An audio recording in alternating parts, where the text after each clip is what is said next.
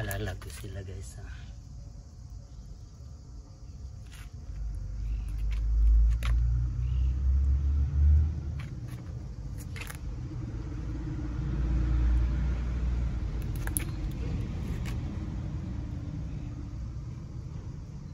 One week pa lang ito.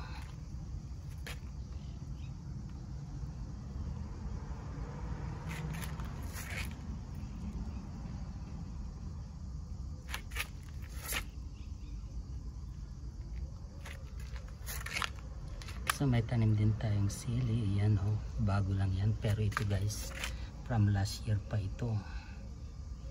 Nakaligtas sa winter. Ito.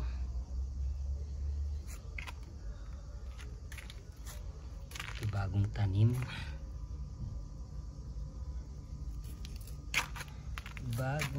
din ito.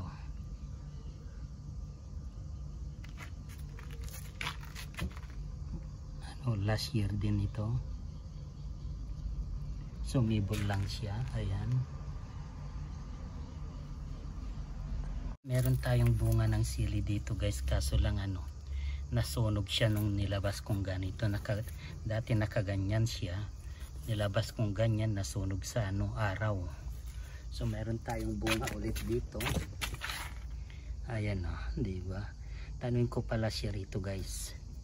Ayan, malago na siya dahil nilagyan ko siya ng fertilizer. Ayan, malaki na siya. Pwede nang talbusan pero ayaw kong talbusan guys. At dito rin meron din tayong kangkong. Ayan, kaso lang hindi nakaligtas sa init ng araw yung dalawa. Ayan ito guys yung namatay, pero may ito, sibol. Di ko lang alam itong isa. Ayan.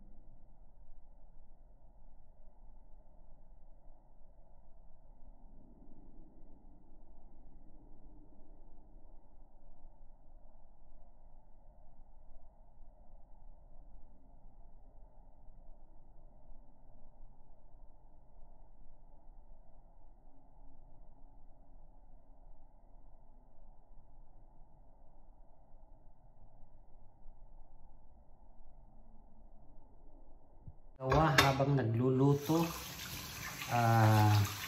naghugas ng pinggan guys, pinagkainan, at saka nagluluto na tayo guys ng ating ulam sa loob ng isang linggo. Puro salad, puro gulay guys ang ulam natin ngayon. Tayo ng kulitis, nagsalad tayo ng kulitis, at meron tayong pinakbet, pero hindi karne ang nilagay ko guys. Chicharon na ang nilagay kong sahog.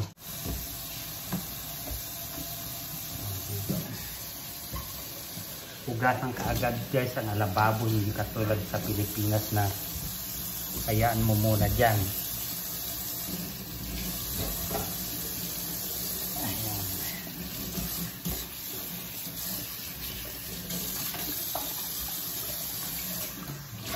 Ayaw ko yung alababo guys na nagmamantika.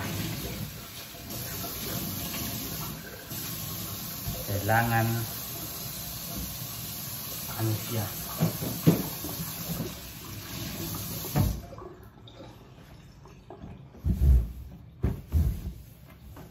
Mga nanay dyan na naka-LS, siguraduhin ninyong malinis ang kusina.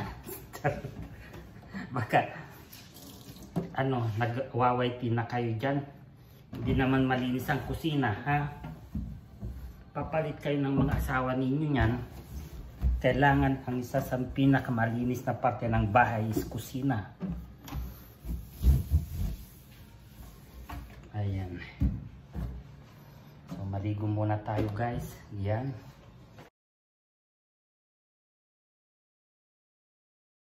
Tignan natin guys itong pinakbet ko. Ayan.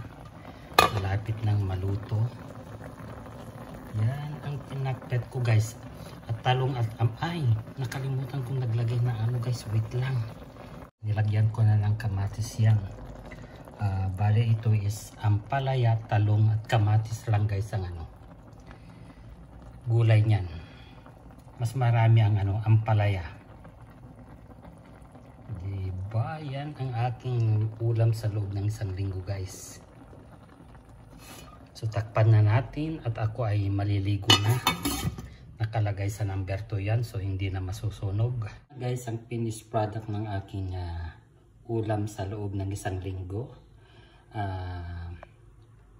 Hayaan muna natin dyan hanggat to make it cool bago natin ilagay sa refrigerator. Ito ang ulam ko guys sa loob ng isang linggo, di ba?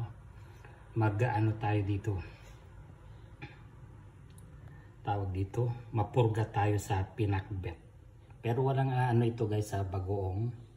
Hindi ako naglagay ng bagoong, baka maamoy tayo ng mga kapitbahay at ipapapulis tayo, di ba? So ayan guys, tapos na lutuan natin.